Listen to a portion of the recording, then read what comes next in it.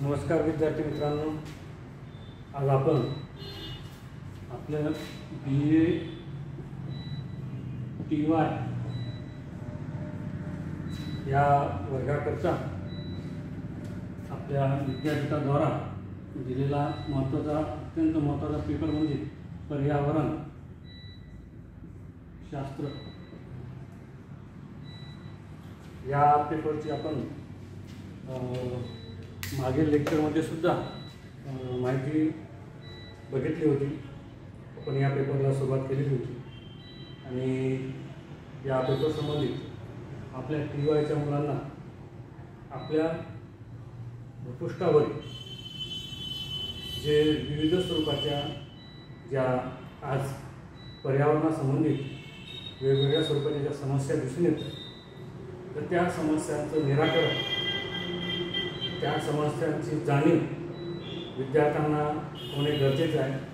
त्याद्वारे उपाययोजना करणे, हे आधुनिक पद्धतीने उपाययोजना करणे, हे जे युवा वर्ग आहे, जे आजचा जो तरुण वर्ग आहे, या तरुण वर्गाने यावर त्या समस्येसंबंधित त्यांना माहिती होणे गरजेचे आहे। याकरता हा पर्यावरणशास्त्र हा पेपर आपल्याला भूगोल या विषयामध्ये थर्ड इयरच्या मुलांना दिलेला आहे। तर सर्वप्रथम आपण बघू शकतो, पर्यावरण म्हणजे इन्व्हायरमेंट।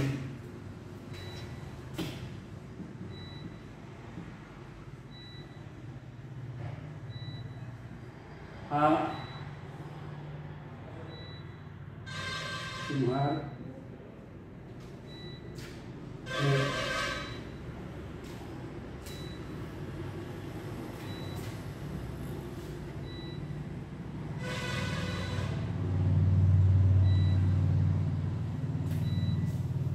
इन्व्हायरमेंट या आधारे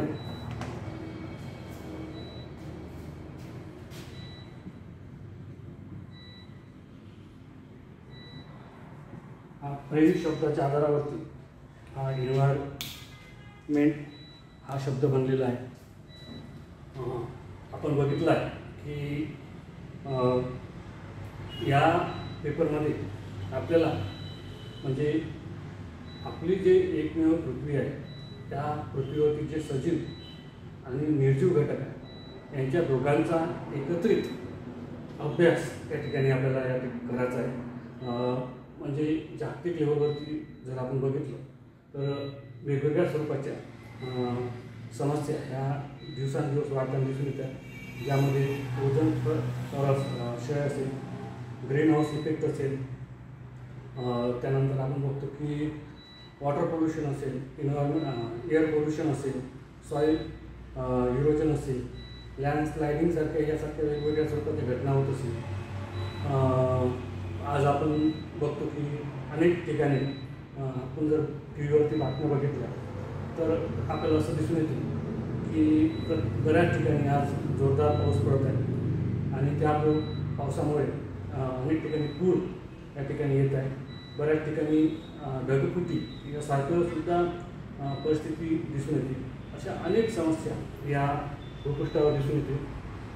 वाढती लोकसंख्या आहे, या लोकसंख्येमुळे बऱ्याच स्वरूपात वाहनांचं वापर मोठ्या प्रमाणात होतो आणि ह्या वाहनामधून जो काही पेट्रोलियम पदार्थ टाकला जातो आणि त्या पेट्रोलियम पदार्थ असेल, डिझेल असेल, वेगवेगळ्या स्वरूपाचं ऊर्जासाठी जे काही साधनं वापरल्या जातात, त्या साधनांचा जेव्हा ते साधन कोळसा असेल यासारखं साधन जेव्हा जळतो, तर त्याच्यातून वेगवेगळ्या स्वरूपाचे वायू जे आहे हे वायू बाहेर पडतात आणि ते वातावरणामध्ये पसरतात आणि ते श्वसनावाटे आणि शरीरासोबत, मानवी शरीरासोबत त्यांचा जो संपर्क आला तर वेगवेगळ्या स्वरूपाच्या बिमाऱ्या, वेगवेगळ्या स्वरूपाच्या आपल्याला त्रास या ठिकाणी होतो आणि याचंच निराकरण या कशा प्रकारे करता येईल या संबंधित पर्यावरणशास्त्र आपला हा विषय आज अभ्यासाचा आहे। तर सर्वप्रथम आपण बघूया की पर्यावरणाचं म्हणजे काय।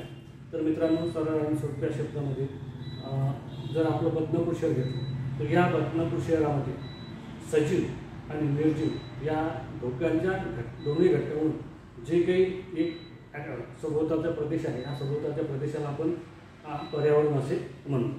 म्हणजे उदाहरणार्थ आपण बघतो की जर आपण सोमठाणा डॅम जरी घेतला तर या डॅममध्ये असलेले सजीव असो, ते त्या ठिकाणी मासे असेल, वेगवेगळ्या स्वरूपाचे जलचर प्राणी असेल किंवा आणखीन काही घटक असेल, वाटर असेल, या सगळे घटक आणि त्याच्यासोबत आसमासोबतचं जे ॲटमॉस्फिअर आहे, हे ॲटमॉस्फिअर म्हणजे त्यापुरतं पर्यावरण झालेलं आहे. एक जागतिक लेवलवरती बघितलं तर पूर्ण अर्थ म्हणजे या अर्थवरती जे निसर्गाने निर्माण केलेले घटक आहेत, ज्यामध्ये पर्वत असेल, पठारे असेल, नद्या असेल, मैदानी भाग असेल, गवत असेल, त्या गवतावर राहणारे जगणारे जलचर प्राणी म्हणजे विविध स्वरूपाचे प्राणी असेल, मानव असेल, त्या ठिकाणी निर्माण केलेल्या वस्त्या असेल, तर या सगळ्यांचा एक अर्थ म्हणून सुद्धा आपण पर्यावरण म्हणून त्याचा अभ्यास करतो. तर म्हणजे एका छोट्या घटकापासून तर एका मोठ्या घटकापर्यंत जे सभोवतालचं वातावरणातील निर्जीव आणि सजीव घटक असेल, या दोघांचा जो अभ्यास आहे, या अभ्यास आपल्याला या ठिकाणी पर्यावरण शास्त्रामध्ये आपल्याला करायचा आहे. तर आपण जर बघितलं तर प्राचीन काळापासून जो पर्यावरण म्हणतो, या पर्यावरणामध्ये मानव आणि निसर्ग याच्यामध्ये एक संतुलन होतं आणि बऱ्याच वेळा निसर्ग हा प्रभावी होता आणि निसर्गामध्ये अनेक गोष्टी होत्या ज्या मानवाच्या कल्पनेच्या बाहेर होत्या. परंतु जसजसं संशोधन झालं आणि मानवाने आपली प्रगती केली आणि प्रगती करताना त्याने निसर्गामधून वेगवेगळ्या घटकांना आपल्या सोयीनुसार आणि आपल्या प्रगती करता म्हणजे इकॉनॉमिकल कंडिशन दुरुस्त होण्यासाठी वेगवेगळ्या स्वरूपाचं खनन या ठिकाणी केलेलं आहे. निसर्गातल्या बऱ्याच संसाधन म्हणून त्यांनी वापर केला, परंतु 15व्या शतकापर्यंत हे बॅलन्स एकदम बरोबर होतं, संतुलित स्वरूपात होतं. परंतु 15व्या शतकानंतर आणि विशेष करून पहिलं महायुद्ध, दुसरं महायुद्धानंतर आणि जेव्हा 17व्या शतकामध्ये ज्या विविध स्वरूपाच्या औद्योगिक क्रांती झाली, तर या औद्योगिक क्रांतीमुळे काही विकसित देशांनी अत्यंत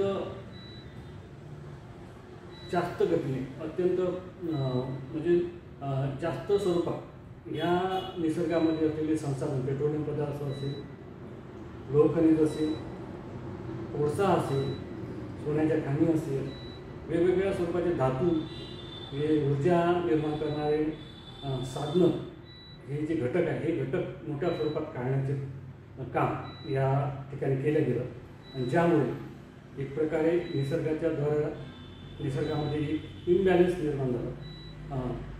आपण बघतो की पर्यावरणामध्ये वेगवेगळ्या स्वरूपाचे वायू सोडले गेले, यामुळे आपल्या वरच्या स्तरामध्ये सुद्धा ओझोन क्षय यासारख्या मोठमोठ्या घटना घडल्या आणि त्यानंतर जगामधले जे विविध देश आहेत, जे विकसित देश आहेत, त्यांचे डोळे उघडले आणि त्यांना असं लक्षात आलं की या ठिकाणी जे जीवसृष्टी आहे, कारण का एकमेव आपण 21व्या शतकामध्ये आहोत आणि या 21व्या शतकामध्ये आपल्याला असं दिसून येतं की केवळ पृथ्वीवरतीच सजीव आहे. बाकीकडं आपण मंगळ ग्रहावरती सुद्धा आपण संशोधन करून बघितलं आहे, चंद्रावरतीपर्यंत सुद्धा आपण संशोधन करून बघितलं आहे, तर त्या ठिकाणी जीवसृष्टी नाही. आपल्या एकमेव पृथ्वी या ठिकाणी जीवसृष्टी आहे आणि ज्यामुळं हे जर जीवसृष्टी जर टिकून घ्यायची असेल, अर्थला जर आपल्याला टिकून घ्यायचं असेल, तर निसर्गामध्ये मानवाच्या आवासात होती जे काही वेगवेगळ्या स्वरूपाचे निगेटिव्ह स्वरूपाचे बदल झाले असेल, तर ते बदल कमी करणे किंवा ते नष्ट करणे हा एकमेव उद्देश या पर्यावरण शास्त्राचा आहे. आणि त्यामुळं आपण आज या ठिकाणी पर्यावरण शास्त्राच्या ज्या विविध स्वरूपाच्या व्याख्या, त्या व्याख्या आपण या ठिकाणी बघणार आहोत. कालच्या लेक्चरमध्ये आपण प्रस्तावना बघितली, आज व्याख्या या पर्यावरण शास्त्राची आपण बघूया. तर मित्रांनो, पहिली जी अत्यंत महत्त्वाची व्याख्या जी आहे ती म्हणजे पृथ्वी गोलाचे पर्यावरण समजून घेणे व मानवी जीवनाचा त्या पर्यावरणावर काय परिणाम होतो, पर्यावरणीय समस्याचे निराकरण कसे करता येईल याविषयी अभ्यास करणारे शास्त्र म्हणजे पर्यावरण होय. पृथ्वी गोलाच्या पर्यावरण समजून घेणे. पृथ्वी गोलाचे म्हणजे आताच मी तुम्हाला सांगितलं की पूर्ण आपली जी गॅलेक्सी आहे, तर या गॅलेक्सीमध्ये आज आपण एक आजपर्यंत जो संशोधन आहे, या ठिकाणी अनेक ग्रह आहेत आणि या ग्रहावर आपण फक्त एकमेव जर आपण सूर्यासमोरची जरी आपण जेवढे काही ग्रह आहे या ग्रहांचा जरी अभ्यास केला तर आजपर्यंत लागलेल्या संशोधनामध्ये एकमेव पृथ्वी गोल आहे. या पृथ्वी गोलावर सजीव सृष्टी आहे. सजीव सृष्टी म्हणजे आपण मानव आहे, त्यात वनस्पती आहे, प्राणी आहे, विविध स्वरूपाच्या अनेक जातीचे प्राणी आहेत, त्यासोबत जल आहे, हवा आहे, त्यानंतर अन्नधान्य आपल्याला प्रगती आपण अन्नधान्य कसे उत्पादन करायचं त्याचं आपण संशोधन करतो. विविध ऊर्जा स्रोत कशा प्रकारे वापरता येईल याचंसुद्धा आपण संशोधन करत आहोत. म्हणजे एकमेव अर्थ हे ग्रीन अर्थ आहे. याच्यावर वेगवेगळ्या स्वरूपाचे सजीव आणि निर्जीव घटक आहेत. तर या पृथ्वी गोलाचे पर्यावरण म्हणजे त्या सभोवतालच्या पूर्ण पृथ्वीच्या सभोवताली जे काही ॲटमॉस्फिअर आहे, त्यानंतर त्या ठिकाणी सजीव सृष्टी आहे, निर्जीव सृष्टी आहे, यांचा एकत्रित अभ्यास समजून घेणे, मानवी जीवनावर त्या पर्यावरणाचा काय परिणाम होतो.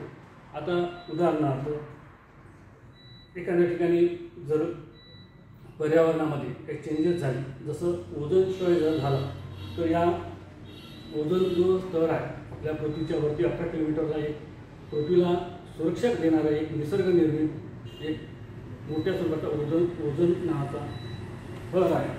O3 त्याला आपण म्हणतो. तर या O3मुळे काय होते की सूर्य एकमेव सूर्य आहे ज्यामुळे आपल्याला पृथ्वीला मोठ्या स्वरूपात सगळ्यात जास्त ऊर्जा आपल्याला सूर्यापासून मिळते आणि त्यामुळे या ठिकाणी सजीव सृष्टी आज टिकून आहे. सूर्य नसतात आपल्या इथं पृथ्वीवरती हे सजीव जे दिसत आहे ते दिसले नसते, ते नष्ट झाले. तर या ठिकाणी सूर्यापासून जे किरण येतात, सूर्याची किरणं, यामध्ये अतिनील किरणंसुद्धा असतात.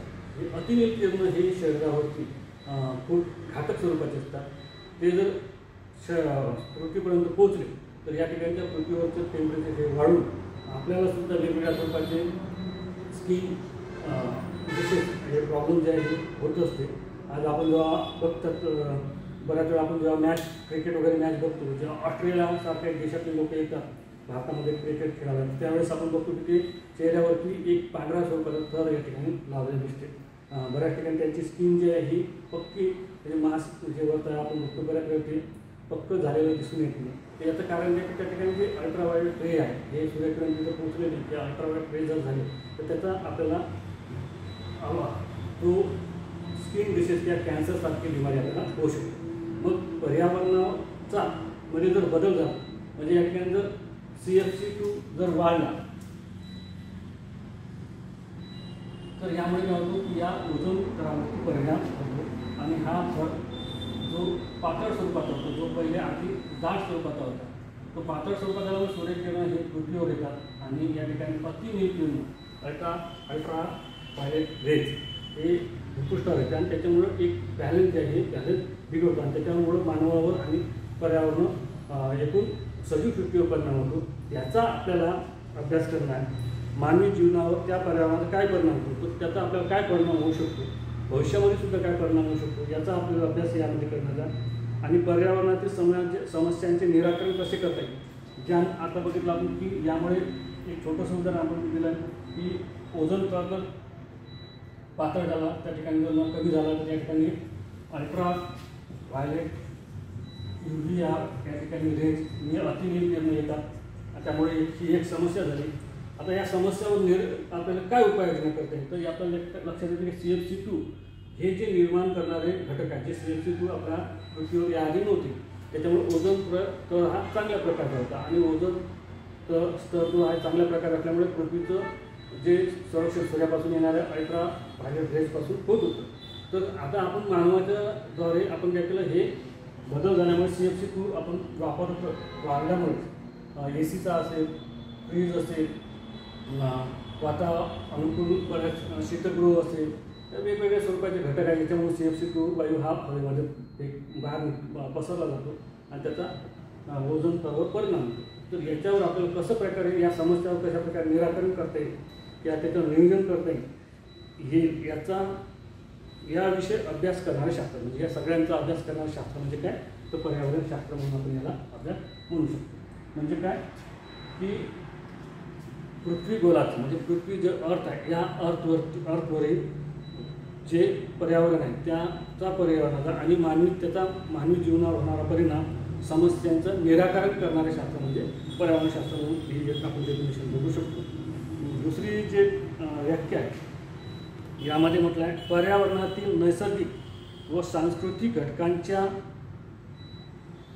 मानवी जीवनावरील प्रभावाचा पद्धतशीर शास्त्रीय व संकलित अभ्यास म्हणजे पर्यावरणशास्त्र. पर्यावरणातील नैसर्गिक म्हणजे काय, जे मानवाने निर्माण केलेले नाही, ते निसर्गाने निर्माण केलेले घटक. उदाहरणार्थ आपण पाहतो की मानव हा हिमालय पर्वत निर्माण करू शकत नाही, मानव हा दऱ्याखोऱ्या निर्माण करू शकत नाही, मानव हा नद्या तयार करू शकत नाही.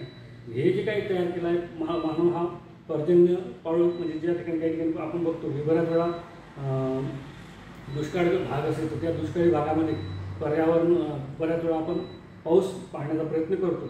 मानवाने कृत्रिम स्वरूपाचे पर्जन्य पाहण्याच्या जगामध्ये त्या ठिकाणी वेगळ्या स्वरूपाचे त्या ठिकाणी वायू हे सोडून आपण पर्यावरणातून जे निसर्गाद्वारे नॅचरल पाऊस पडतो तो पाऊस आपल्याला मानवाला निर्माण करता येत नाही. तो आपण बराच प्रयत्न केले पण तो प्रयत्न आपल्याला सक्सेस झालेला दिसून येत नाही. अशा प्रकारे जे निसर्गाने निर्माण केलेले घटक आहे आणि मानवाने म्हणजे सांस्कृतिक मानवाने निर्माण केलेले घटक आहे. उदाहरणार्थ रस्ते मानवाने निर्माण केलेले आहे, फ्रीज निसर्गाने निर्माण केला, मानवाने निर्माण केलेले आहे, AC मानवाने निर्माण केलेली आहे, वेगवेगळ्या कंपन्या ज्या आहे ह्या आपण बघतो की ज्या धूर सोडतात आणि वेगवेगळ्या स्वरूपाच्या केमिकल हवेत पसरतात, या सांस्कृतिक घटक मानवाने तयार केलेले आहे. रोड तयार केले आहे, गाड्या तयार केलेल्या आहे, वेगवेगळ्या स्वरूपाचे बांधकाम होते त्यामुळे धूळ निघते. निसर्गनिर्मित घटक व मानवनिर्मित घटक या दोन सांस्कृतिक घटक पर्यावरणातील सांस्कृतिक व नैसर्गिक घटकांच्या मानवी जीवनावरील प्रभावाचा पद्धतशीरपणे अभ्यास. म्हणजे बघा आपण बघतो की जेव्हा एखादा नदी असेल तर त्या नदीच्या अगदी काही ठिकाणी या ठिकाणी भराव टाकून बऱ्याच वेळा आपण या ठिकाणी बांधकाम केलेलं आहे, ज्यामुळे या प्रवाहाला नदीच्या प्रवाहाला आपल्याला अडथळा निर्माण होतो. समुद्री किनारी भाग असेल तर बऱ्याच वेळा मुंबईसारखे शहर असेल तर त्या ठिकाणी भरून करून या ठिकाणी अनेक बिल्डिंगा ज्या ह्या बिल्डिंगा या ठिकाणी तयार केलेल्या आहेत, ज्यामुळे या ठिकाणी समुद्राचं पाणी जे आहे या ठिकाणी अडवलं जातं. नदीचं पाणी हे बऱ्याच वेळा या नदीवरती वेगवेगळ्या ठिकाणी बांधसुद्धा तयार केलेले आहे, ज्यामुळे या ठिकाणी येणारं पाणी जे आहे पाणी या ठिकाणी अडवलं जाते.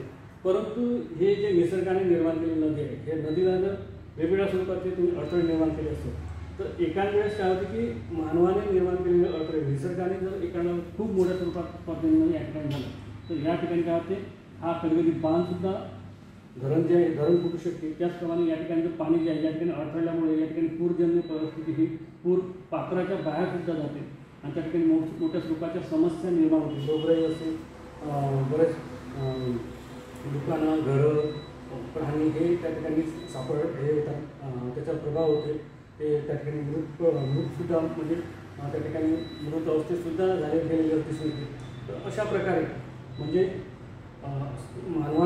निसर्गनिर्मित व मानवनिर्मित या दोघांमुळे एखादी जर या दोघांच्या निर्मित घटकामुळे एखादी जर समस्या निर्माण होत असेल, मानवावर जर परिणाम होत असेल तर या मानवावर होणाऱ्या परिणामाचा पद्धतशीरपणे म्हणजे कशा प्रकार परिणाम होतो, या ठिकाणी पूर काय येत आहे, हा बांध का फुटला गेलेला आहे, या समुद्री भरतीमुळे या ठिकाणी जलचरावर परिणाम कशा प्रकारे झालेला आहे, हे पाणी जे आहे समुद्रात पाणी आतपर्यंत कशा प्रकारे पोहोचत आहे, हे जे समस्या आहे याचा पद्धतशीरपणे अभ्यास करणे, शास्त्रीय व संकलित अभ्यास करणे व करणारे शास्त्र म्हणजे पर्यावरण. म्हणजे या समस्यांचा अभ्यास करणे, शास्त्रीय स्वरूपात त्याच्यावर नियोजन करणे, उपाययोजना करणे, ह्या घटकांचा एकत्रित अभ्यास ज्यामध्ये केला जाते त्याला पर्यावरणशास्त्र असे म्हणतात. तर या प्रकारे आपण मित्रांनो या ठिकाणी आज आपण बघितलं की पर्यावरणशास्त्रामध्ये मानवनिर्मित असो की निसर्गनिर्मित घटक आहे, या घटकांमध्ये जे काही आज बदल होत आहे तर या बदलांचा पद्धतशीरपणे शास्त्रीय पद्धतीने अभ्यास करणे, त्याच्यावर उपाययोजना करणे, नियोजन करणे, ह्या सगळ्या घटकाचा अभ्यास ज्यामध्ये केला जातो पर्यावरणशास्त्र असे म्हणतात. आज आपण या ठिकाणी या पर्यावरणाच्या डेफिनेशन ह्या पाहिलेल्या आहे. पुढच्या लेक्चरमध्ये बाकीच्या ज्या पॉईंट पॉईंट आपण अभ्यासणार आहोत. तोपर्यंत धन्यवाद.